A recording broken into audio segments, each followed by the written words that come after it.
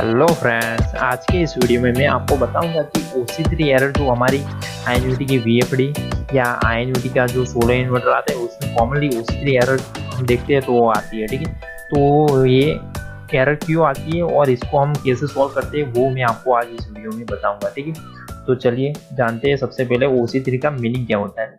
OC3 का meaning होता है over current during constant speed running. मतलब क्या है कि हमारी जो VFD या सोलर इन्वर्टर है उसमें जो करंट सेंसिंग वाला सेक्शन आता है वो हमारा मोटर कितना एम्पियर ले रही है उसको सेंस करता है, और अगर वो जो हमारी VFD या सोलर इन्वर्टर में सेट करंट से ज्यादा करंट हमारी मोटर ले रही है तो यहाँ पर OC3 की एरर इंडिकेट कर देंगे। ठीक है, तो आपको OC3 एरर क्यों आती है वो सॉल्व करने के लिए आपको ये 5 पॉइंट चेक करने पड़ेंगे। ठीक, मुझे लग रहा है कि अगर आप ये 5 पॉइंट चेक कर लेंगे तो 99% आपकी एरर सॉल्व हो जाएगी। ठीक है, तो सबसे पहला पॉइंट क्या है कि remove motor cable from the drive and run it. मतलब क्या है कि हमारी जो VFD है या सोलर इन्वर्टर उसमें से हमें मोटर का केबल निकाल देना है, बाद में क्या करना है उसको रन करना है। मतलब क्या है कि यहाँ ये हमारी जो ड्राइव है या सोलर इन्वर्टर उसको रन कमांड देना है, या स्टार्ट बटन है या रन बटन है उससे, या नीचे कोई टर्मिनल पर आपका बटन पुश बटन वगैरह लगा है उससे आपकी ड्राइव को रन करना है और चेक करना है कि अभी मोटर को निकाल देने के बाद एरर इंडिकेट कर रही है आपकी VFD या नहीं कर रही।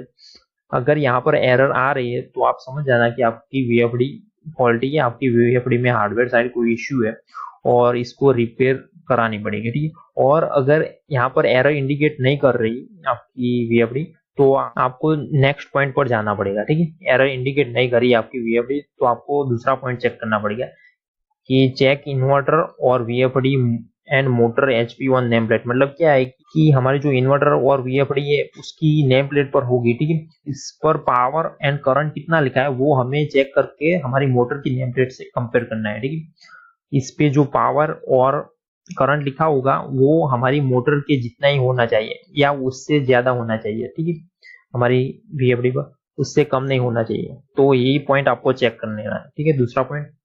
तीसरा पॉइंट क्या है कि चेक पैरामीटर। मतलब क्या है कि हमारी VFD में हमें ये दो पैरामीटर को चेक करना पड़ेगा। ठीक है, ये P201 मोटर रेटेड पावर। मतलब क्या है कि यहाँ पर जो हमारी VFD में हमने पैरामीटर डाला है P201 मोटर रेटेड पावर में कितना किलोवाट डाला है वो चेक करना है और उसको कंपेयर करना है हमारी मोटर की नेम प्लेट से। ठीक है, सिमिलरली ये दूसरा पैरामीटर को भी चेक करना है P202 मोटर रेटेड करंट और उसको कंपेयर करना है मोटर की नेम प्लेट पर कितना करंट लिखा है उससे। ठीक है, तो ये दो पैरामीटर में हमने जो वैल्यू डाली होगी वो मोटर की नेम प्लेट पर लिखी है उतनी होनी चाहिए या उससे ज्यादा होनी चाहिए। ठीक है, तो तीसरा पॉइंट ये हो गया चेक पैरामीटर। तो fourth number check motor ohms. मतलब क्या है कि हमें हमारी जो मोटर है उसका ओम्स चेक करना है। मतलब क्या है कि उसका रेजिस्टेंस, वाइंडिंग का रेजिस्टेंस पहले तो हमें फेस टू फेस में चेक कर लेना है। ठीक है, यहाँ पर हमारे जो मल्टीमीटर है उसको ओम्स में रखना है। ठीक है, रेजिस्टेंस मेजर करने के लिए, और चेक करना है कि फेस टू फेस सभी तीनों वाइंडिंग का रेजिस्टेंस सेम आ रहा है या नहीं आ रहा है। पहले हमें ये दो वायर में चेक करना है, बाद में ये दो में चेक करेंगे और बाद में ये और ये।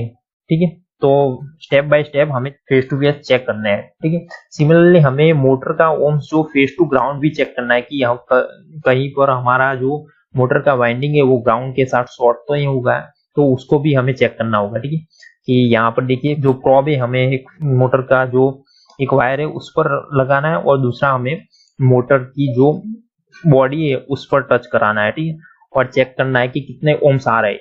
ये जो वैल्यू इंडिकेट यहाँ पर करनी चाहिए वो मेगा ओम्स में होनी चाहिए। किलो ओम्स में होगी तो आप समझ जाना कि आपकी मोटर है उसमें कोई इश्यू है। ठीक है, और यहाँ पर भी आपको फेस टू फेस तीनों के फेस टू फेस जो रेजिस्टेंस इंडिकेट कर रहा है वो सेम ही होना चाहिए। ठीक, वरना जो उसमें डिफरेंस आएगा तो भी आप समझ जाना कि कोई वाइंडिंग में प्रॉब्लम है। And the last point is check motor cable. मतलब क्या है कि हमारी जो VFD में से मोटर में जो केबल जा रहा है उसको हमें चेक करना है कि यहाँ पर कोई केबल में शॉर्टिंग तो नहीं है ना, या विजुअल इंस्पेक्शन से हमें चेक करना है कि यहाँ पर कोई ब्रेकेज वगैरह तो नहीं है ना केबल में।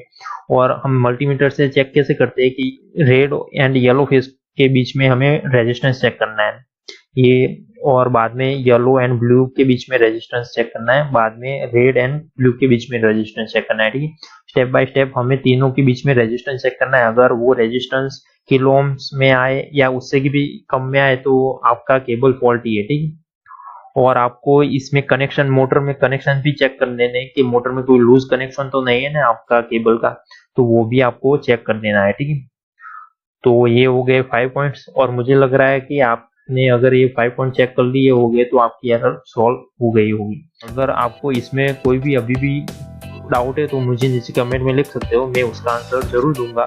और अगर आपको ये वीडियो थोड़ा भी हेल्पफुल लगा तो इस वीडियो को लाइक, और अगर आप मेरे चैनल पर नए हो तो मेरे चैनल को सब्सक्राइब करना मत भूलिएगा। So thank you friends for watching this video and have a nice day.